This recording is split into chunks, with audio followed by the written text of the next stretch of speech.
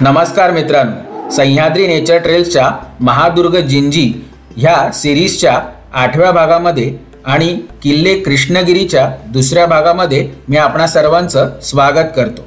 मागील भागामध्ये आपण किल्ले कृष्णगिरी ह्या जिंजीच्या उपदुर्गाच्या तटबंदीपर्यंत येऊन पोहोचलो होतो।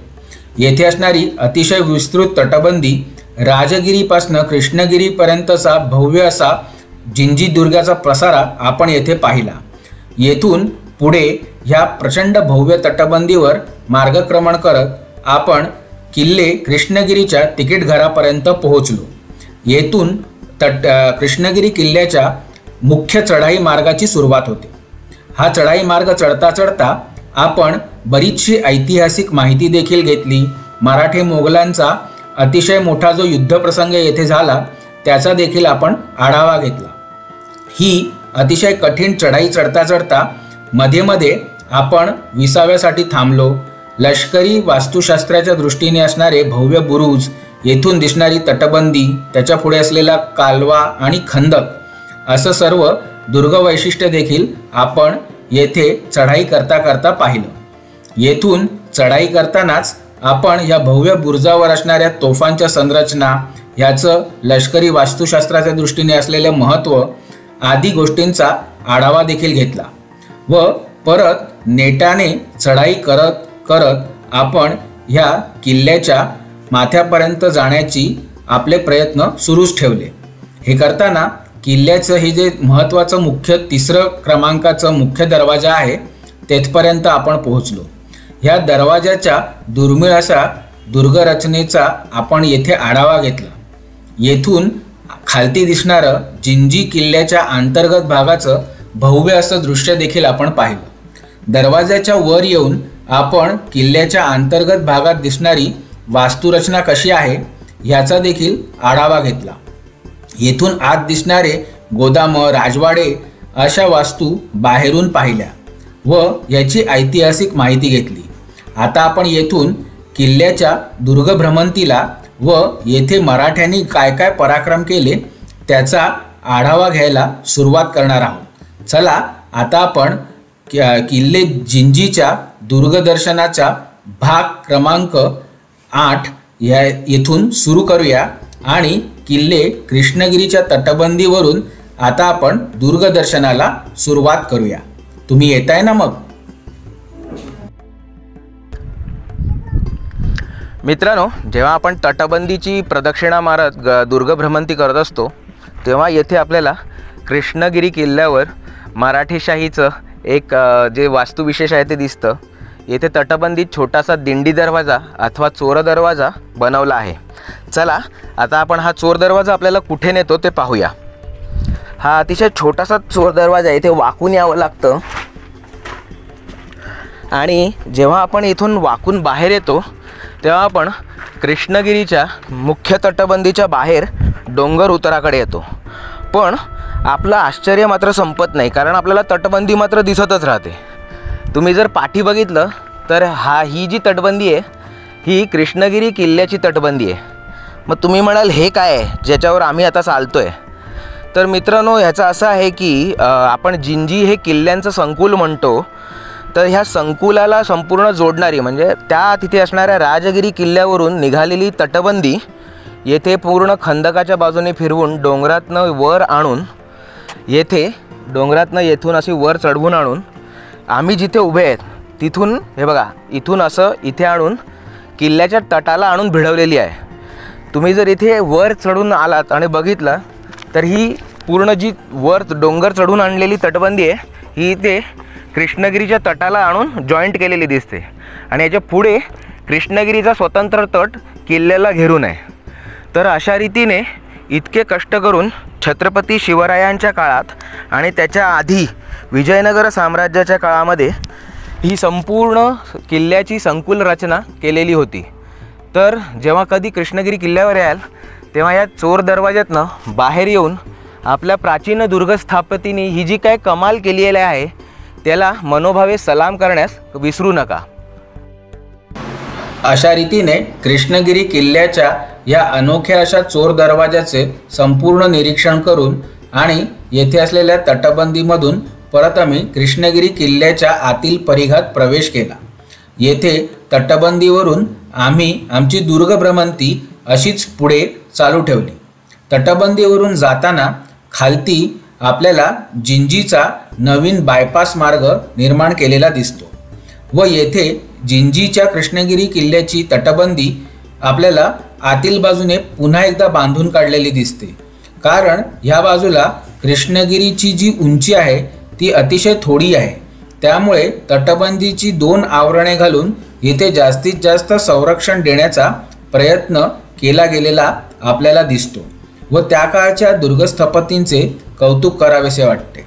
आणि त्याचबरोबर आजच्या नवीन स्थपतींनी निर्माण केलेला हा जिंजी बायपास देखील येथून अतिशय उत्तम रीतीने आपल्याला पाहता येतो।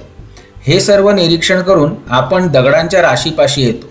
येथून सध्या तरी पुढील तटबंदीवर जाण्याचा मार्ग बंद झालेला आहे, त्यामुळे आम्ही परत मागे येऊन वरच्या तटबंदीकडे निघालो आणि वरच्या तटबंदीच्या अगदी बाजूला असलेल्या गोदामांकडे आमचा मोर्चा वळवला।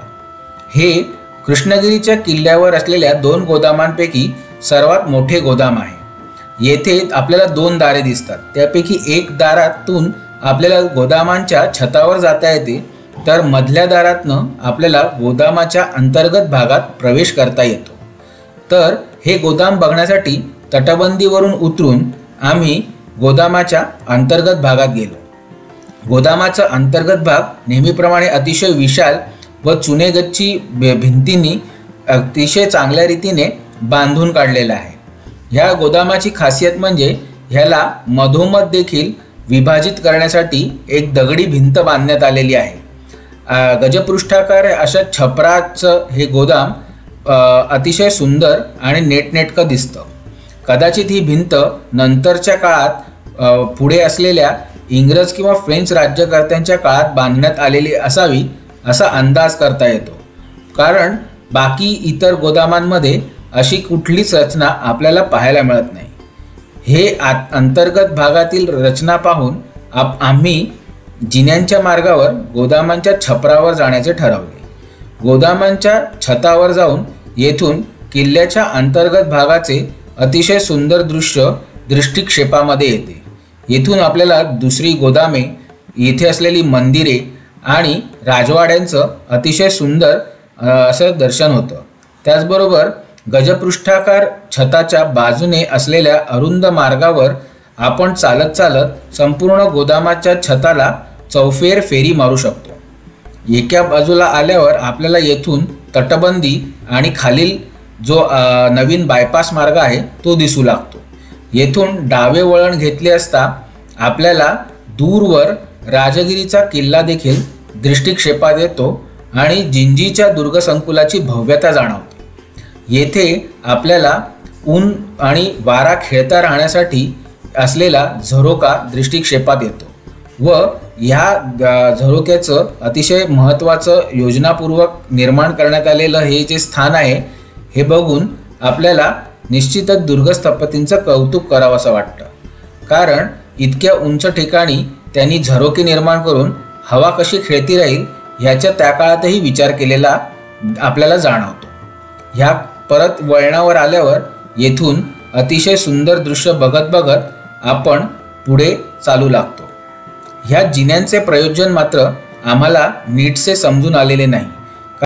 अशा रीतीने संपूर्ण गोदामांचं आम्ही निरीक्षण केलं आणि गजपृष्ठाकार छतावरून परत एकदा खाली येऊन पुढील वास्तुदर्शनासाठी दुर्गभ्रमंती सुरू केली।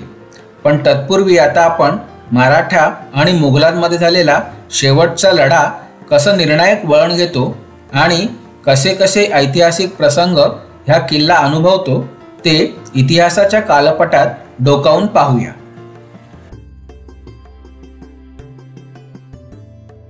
राजारामांचा राणेवासा मात्र जुल्फिकार खानाच्या हाती सापडतो। राजाराम जरी पळाले तरी आता तो औरंगजेबाला किमान खास राजपरिवार तरी पकडला असे दाखवून देऊ शकतो। तरीही जुल्फिकार खान राजारामांचा विश्वासू सरदार गिरजोजी यादव याला बोलवून त्याच्या ताब्यात महाराणी ताराबाई, राजपुत्र द्वितीय शिवाजी महाराणी राजसाबाई यांना गुपचूप रीतीने पोहोचते करतो. उरलेला कबिला मात्र औरंगजेबाच्या मुख्य छावणीत रवाना केला जातो. साकी मुस्तेद खान मासीर ए आलमगिरीमध्ये कैद्यांची गणती देतो. राजारामांच्या लग्नाच्या 4 पत्नी, 3 पुत्र, 2 कन्या व इतर नाटकशाळा जुल्फिकार खानाकडनं बंदोबस्ताने छावणीत दाखल झाल्या. सोबत बराचसा सेवक व बाजार बोणग्यांचा काफिला पण होता. येथे गिरोजी यादव आपल्या खास सैनिकांसोबत ताराबाई, राजसाबाई, युवराज शिवाजी द्वितीय यांना घेऊन वेल्लोरच्या किल्ल्यात छत्रपती राजारामांकडे पोहोचतो. पुढे धनाजी जाधव 8,000 मराठा फौजेसोबत बंदोबस्ताने सर्व राजपरिवाराला आंध्र प्रदेशातील कोप्पळ मार्गे भुदरगडकडे विशाळगडापर्यंत पोहोचवून येतात. 22 फेब्रुवारी 1698 या दिवशी छत्रपती राजाराम महाराज विशाळगडावर पोहोचतात. यापुढे मात्र जिंजी कधीच मराठ्यांच्या ताब्यात येत नाही. नागपूरचे राघोजी भोसले, पुण्याचे बाजीराव पेशवे प्रथम, मुरारीराव घोरपडे असे दिग्गज पुढील काळात तामिळनाडू प्रांतात मराठ्यांचे झेंडे पुन्हा प्रस्थापित करतात. पण जिंजी मात्र मराठ्यांच्या ताब्यातनं निसटतोच. याच्या पुढे जिंजी मुघलांच्या ताब्यात जातो. गंजफर खानाला नव्या जिंकलेल्या प्रदेशातील कुडलोर आणि तेंगनापट्टण या मराठी स्वराज्यातील भागाची जहागीर मुघल दरबारकडनं मिळते. दाऊद खान पन्नी ह्याला कर्नाटकचा नवाब म्हणजेच राज्यपाल पद मिळते, ज्याचे सुबे मुख्यालय जिंजीला स्थापन केले जाते. जून ते नोव्हेंबर 1698 काकर खान जिंजीचा नवीन किल्लेदार बनतो. ह्याच दरम्यान जुल्फिकार खान तंजावरच्या राजांना त्रिचिनापल्लीच्या नायकाला मुघलांचे मांडलिक बनवतो व वार्षिक चौथाई आणि खंडणी वसूल करतो. पुढे 1699च्या उत्तरार्धात औरंगजेब बुंदेला राजघराण्यातील राजपूत स्वरूपसिंह याला 2,500 मनसबदारी व 12 लाख रुपये उत्पन्नाची जहागीर देऊन जिंजीचा किल्लेदार व जहागीरदार म्हणून नेमणूक करतो. 1700च्या पहिल्या काही महिन्यात स्वरूपसिंह आपली जागा घेतो. त्याचबरोबर वाकिया नवीस म्हणून पय्या रामकृष्णन, शेख नूर फौजदार, शेखर उदयराम याची मुख्य मुलकी कारभारी आणि चलचीराम याची खजिनदार, श्रीरमण याची हुजूर आमीन म्हणजेच मुख्य करसंकलक म्हणून नेमणूक होते. या सर्व अधिकाऱ्यांबरोबर हुजूर ई मंडी, हुजूर ई तोपची आणि हुजूर ई दरोगा या नेमणुका देखील दख्खनचा सरसुभेदार नवाब अमीर उल उमरा जुल्फिकार खान बहादूर नुसरत जंग औरंगजेब बादशाहच्या वतीने करतो. किल्ल्याच्या रक्षणासाठी 5,000चं मुघल पायदळ आणि 300 घोडदळ अशी मुघली फौज तैनात केली जाते. ह्या नेमणुकानंतर जुल्फिकार खानाला औरंगजेब दख्खनमध्ये औरंगाबादला बोलवून घेतो. त्यामुळे नायब सरसुभेदार दाऊद खान पन्नी व खजिनदार तोडरमल यांच्याकडे कारभार सोपवून जुल्फिकार खान महाराष्ट्रात रवाना होतो. उत्तरेतून आलेल्या दाऊद खानाला जिंजीची डोंगरी हवा न मानवल्याने तो सुभेदाराचे कार्यालय जिंजीवरून हलवून अर्कॉटला नेतो.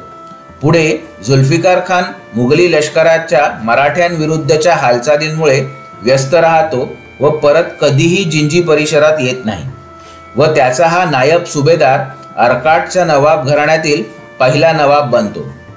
येथून पुढे जिंजीचे राजकीय महत्त्व संपते व राजकीय महत्त्व अर्कॉटला प्राप्त होते. अशा रीतीने जिंजी किल्ला मोगलांच्या ताब्यात कसा गेला हा कालपट तपासून झाल्यावर आता आपण वर्तमान काळात परत येऊन किल्ले कृष्णगिरीवरील पुढच्या वास्तुविशेषाकडे वळूया.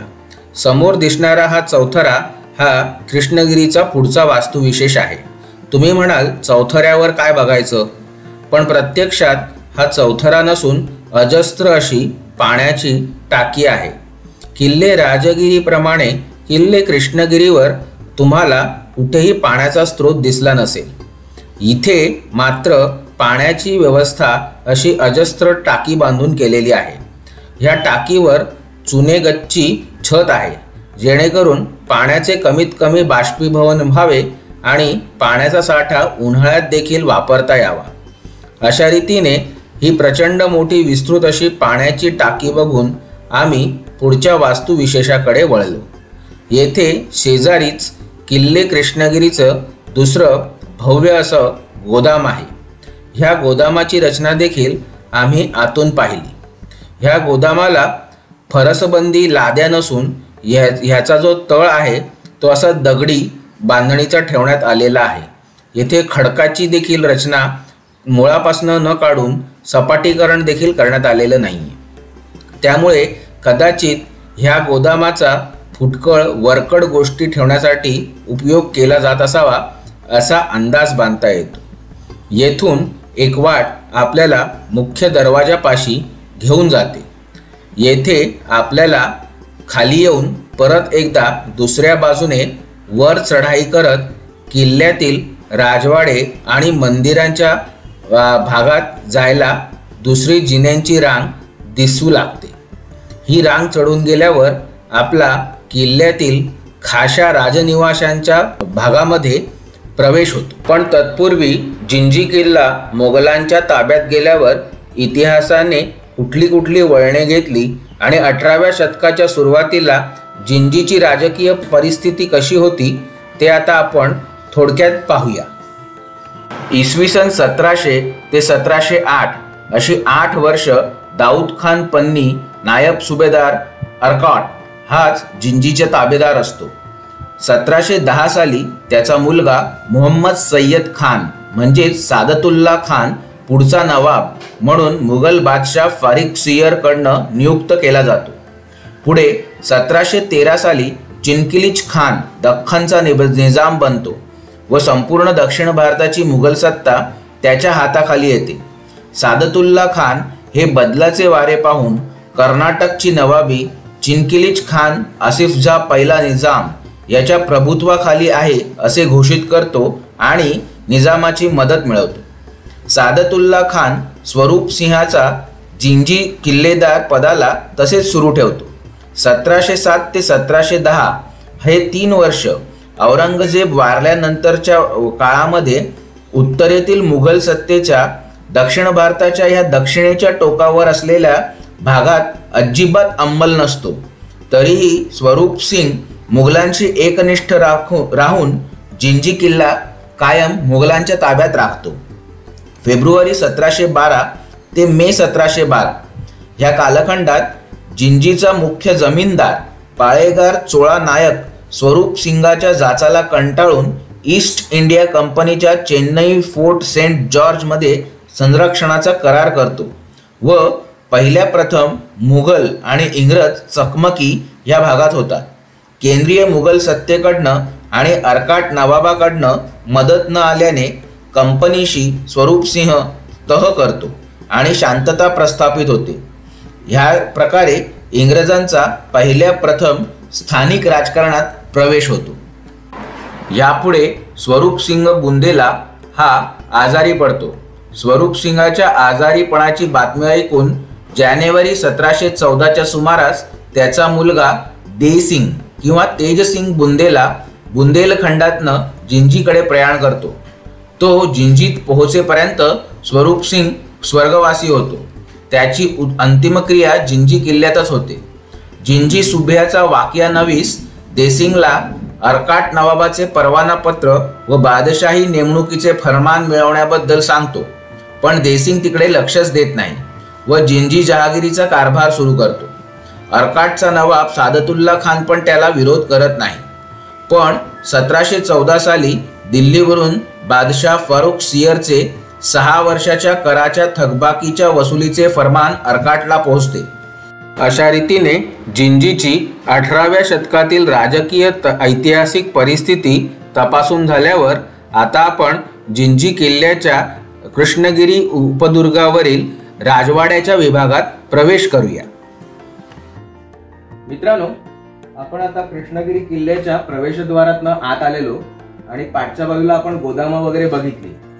आता हे जे द्वार आहे हे एक प्रकारे कृष्णगिरीच्या बालेकिल्ल्यामधलं छोटीशी उपरचना आहे. म्हणजे ह्या बाजूला सगळं पाण्याची टाकी, गोदाम अशी सगळी रचना आहे आणि ह्या बाजूला राजनिवास म्हणजे थोडे वाडे, प्रशस्त इमारती म्हणजे खाशा लोकांच्या राहण्याची जागा असं आहे.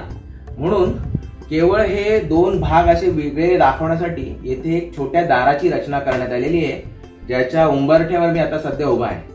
या सुंदर दरवाजाच्या चौकटीतनं आपल्याला नेहमीप्रमाणे सुंदर पूर्ण जिंजीच्या संकुलाची अतिशय सुंदर निसर्ग रचना आणि मानवनिर्मित जी किल्ल्याची रचना आहे ती पाहायला मिळते.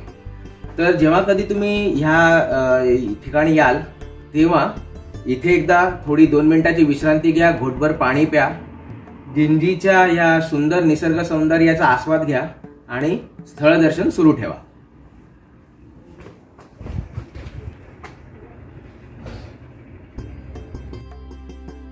ह्या दरवाजाच्या चौकटीतून कृष्णगिरीचं मुख्यद्वार आणि त्याच्या बॅकग्राऊंडवर राजगिरी किल्ला अतिशय सुंदर दिसतो आणि आपला प्रवेश कृष्णगिरीच्या राजवाड्याच्या परिसरात होतो.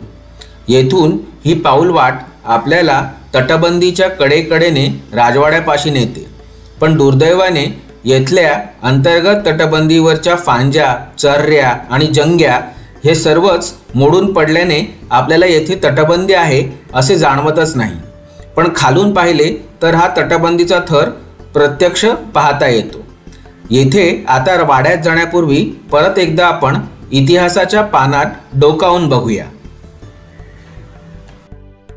अर्काट नवाबाचा शिरस्तेदार तोडरमल फरमान जिंजीला सादर करतो व स्वरूप सिंगाचा मुलगा तेज सिंग याच्याकडे जर थकबाकी देण्याचे पैसे नसतील तर जहागीर व किल्लेदारीच्या जप्तीचा हुकूम बजावतो.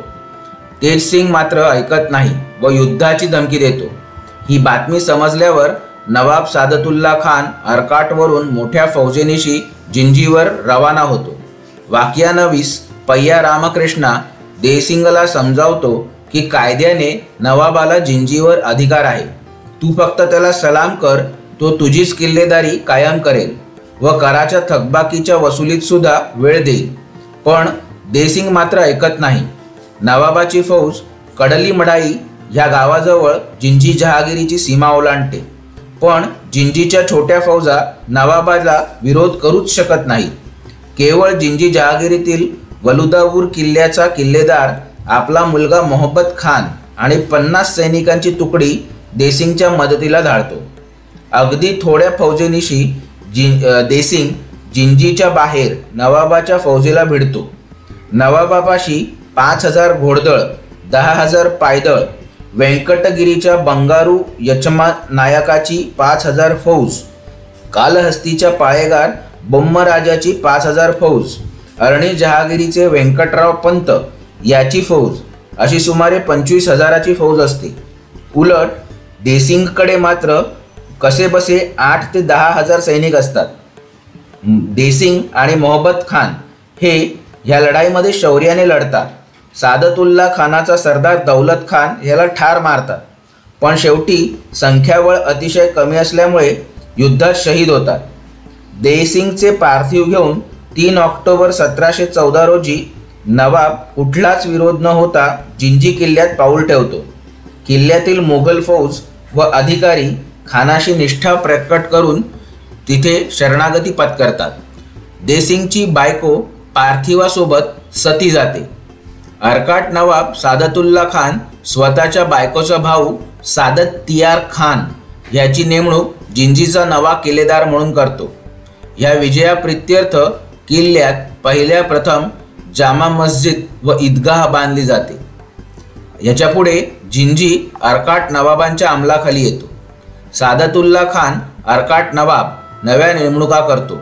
मुख्य किल्लेदार सादत तियार खान, वाकियानवीस पय्या रामकृष्णा, मुख्य कारभारी कृष्णगिरी किल्ल्याचा गौतम वेंकटपती, जिंजी भुईकोटाचा मुख्य कार्यकारी अधिकारी अब्दुल करीम सय्याद खान आणि शाही काझी म्हणून शेख अब्दुल खादिर यांची नेमणूक केली जाते.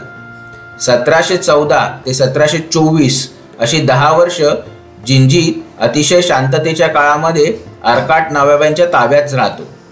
अशा रीतीने मुघलांशी अखेरपर्यंत स्वामिनिष्ठ असणाऱ्या पण स्वतःच्या हेकेखोर आणि बेधडक स्वभावामुळे सर्वनाश ओढावून घेणाऱ्या तेजसिंग बुंदेल्याची ही करुण कहाणी ऐकत ऐकत आता आपण कृष्णगिरीच्या किल्ल्याच्या उत्तर पूर्व म्हणजे ईशान्य बाजूच्या सर्वात कोपऱ्यावरच्या सुंदर अशा बुरुजावर येऊन पोहोचलो आहोत. ह्या बुरुजावरून आपल्याला जवळपास 360 अंशात अतिशय सुंदर नजारे दिसतात. प्रथम आपण जेव्हा खाली डोकावून पाहतो तेव्हा तीव्र उतारावर देखील अतिशय झाडीझुडपातनं वळत वळत गेलेली तटबंदी आपल्याला दिसते आणि एवढ्या दगडधोंड्यात तीव्र उतारावर ही कशी बांधली असेल हा प्रश्न आपल्याला सतावतो. ह्याच उताराला लागून खाली हल्लीच्या जिंजी गावची वस्ती देखील आपण पाहू शकतो आणि येथून आपल्याला अतिशय सुंदर सुंदर नजारे सतत दिसत राहतात. मित्रांनो, आपण आता कृष्णगिरीच्या तटावरून गडप्रदक्षिणा करत पूर्वोत्तर दिशेला असलेल्या शेवटच्या बुरुजावर उभे आहोत. हा जिंजीच्या संपूर्ण किल्ले संकुलाचा सगळ्यात शेवटचा बुरुज म्हणता येईल, कारण का हा कृष्णगिरीच्या उत्तर पूर्व टोकाला आहे आणि येथे त्याचमुळे कदाचित फ्रेंचांनी हे बार्टिझन बांधलेलं आहे. त्याचबरोबर येथून तुम्हाला पाठी संपूर्ण कृष्णगिरी किल्ला दिसतो. तुम्हाला येथे एक मंदिर दिसत असेल, त्याच्या पाठीच महालाची रचना केलेली आहे आणि त्याच्या पाठी 2 गोदामांची रचना आहे जिथे ह्या किल्ल्याचा मुख्य दरवाजा आहे. तर येथूनही संपूर्ण जिंजी गावाचं आणि ह्या तमिळनाडूमधल्या जो जिंजी तालुक्याचा प्रदेश आहे ग्रामीण भागाचं हिरवगार असं सुंदर दृश्य पाहता येतं. तर येथे जरूर या आणि ह्या सुंदर निसर्ग दृश्याचा आस्वाद घ्या.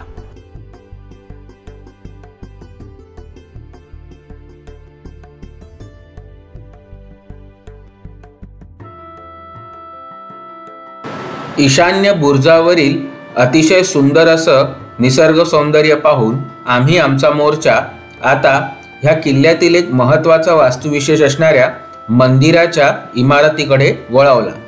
येथे काही पायऱ्या वर चढून गेल्यावर आपल्याला प्रशस्त अंगण आणि अंगणात असलेलं तुळशी वृंदावन दिसते.